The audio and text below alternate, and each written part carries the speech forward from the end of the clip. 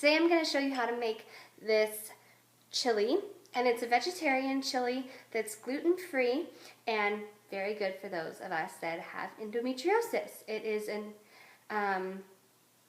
endometriosis-friendly food.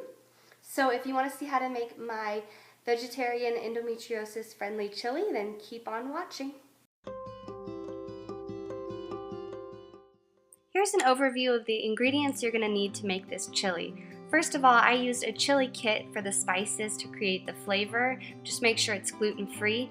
3 15-ounce cans of beans. I used kidney beans, black beans, and pinto beans. A 14.5-ounce can of diced tomatoes. An 8-ounce can of tomato sauce. A jalapeno, diced garlic, but I buy it pre-diced because I absolutely hate dicing garlic. Half a yellow onion, 5 stalks of celery, and some shredded soy cheddar cheese, which is a mouthful, so say that 3 times fast and let me know how you do. Don't you know you stopped the round?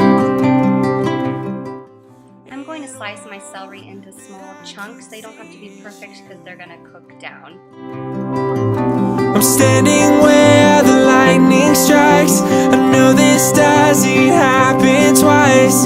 You must be my once. Then peel off the outer layer of the onion, and then I'm going to also just chop this up into pretty big sized chunks. And then I'm going to slice and dice my jalapeno. Also, one note, you want to remove all the seeds because those are pretty hot. There's so much that I have told you, but it's all in my head. Ask me anything you want. You're going to turn your stovetop on to medium-high and then pour in some cooking oil. I'm going to use grapeseed oil, but you could also use coconut oil if you have it. Anything that is endometriosis friendly.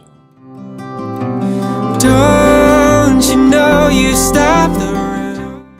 Then let that heat up a little bit. And all that I can see. And then add in your onions. I'm standing where the lightning strikes. I know this doesn't happen twice. Let those cook for a minute. And then add in your celery. You must be my. Now I'm going to let both of those cook for just a bit before I add in anything else.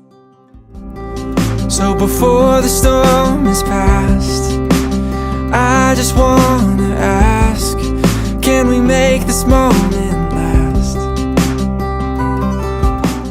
Now turn your heat down to medium and add in your garlic and your jalapenos. Can we make this moment last? And now I'm going to continue to let all of that cook down together. And you just want to stir, every now and again, just so nothing's burning to the bottom and everything's evenly cooking.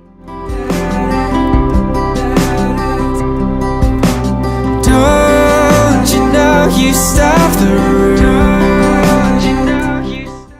Once that's cooked down pretty well, where it's still firm but a lot softer than it was, you're going to want to start adding in your tomato sauce and then 1 can of water.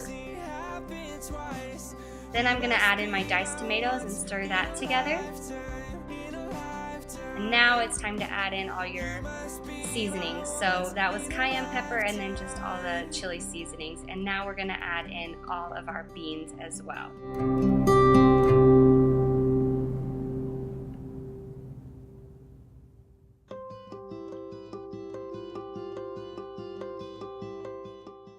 I also like a really thick chili, so I'm going to add in the masa, which is just a corn flour. It's gluten-free. You could also add in almond flour, anything that's gluten-free to thicken up the chili.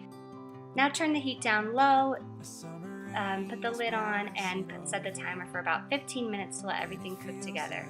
Once that's done, you can serve your chili, garnish with some cheese and some fresh jalapenos, and you are set to go. Yum, yum, yum. Now that I've showed you guys how to make my chili, no recipe video would be complete without a taste test. So I'm going to give this a bite and then I'm going to go and eat my dinner because I am super hungry. So here we go. Now, I garnished it with jalapenos and a very slight amount of soy cheese. Soy is something you can have in moderation. There's arguing opinions on whether it's good or bad for endometriosis diets, but what I find is that it's kind of in the middle. It's not a food to always avoid, but it's not a food to always have. So have it in moderation. So on something that you might always have cheese on, like I always like cheese on my chili, just a little bit of it does the trick. And sometimes I put cilantro on this, so garnish this however you like. I change it up based on what's in my fridge and pantry, so this is never a food that always stays the same. My recipes are ever changing based on what we have. So let's give this a good taste. And I love the jalapenos, especially when you're sick. I have a cold right now, and it's supposed to snow tomorrow. This is a very good warm you up, sort of clear your sinuses out meal.